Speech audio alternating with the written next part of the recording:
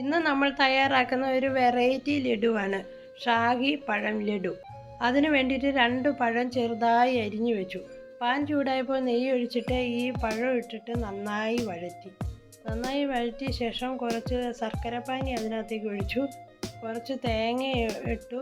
എന്നിട്ട് നന്നായി തേങ്ങയും പഴവും പിന്നെ പാനിയും കൂടെ നന്നായി ഒന്ന് വഴറ്റിയെടുത്തു. അതിന് ശേഷം ഏലക്കയും ജീരകവും കൂടി ഒന്നിച്ച് പൊടിച്ചതാണ്. ഏലക്കാപ്പൊടി അതിനകത്തിട്ട് അപ്പോൾ 2ൻ്റെ ഫ്ലേവർ കിട്ടും. അങ്ങനെ ആ പൊടി ഇട്ട് ഇളക്കി. പിന്നെ അവൽ നമ്മൾ ഒന്ന് കൃഷി ചെയ്തെടുത്തതാണ്. അധികം അവൽ പൊടിഞ്ഞു പോകണ്ട. ഞാൻ ഇവിടെ വെള്ളയവലെടുത്താണ് എടുത്തത്. ഏത് അവലെടുത്താലും കുഴപ്പമില്ല. എന്നിട്ട് നന്നായിട്ട് ഇളക്കിയിട്ട് നമ്മളൊരു പാത്രത്തിലേക്ക് മാറ്റി. ചൂടാറിയ ശേഷം ഇത് ചെറിയ ഉരുളകളാക്കി ഉരുട്ടി റൈസൻസ് അതിൻ്റെ മുകളിൽ വെച്ചു.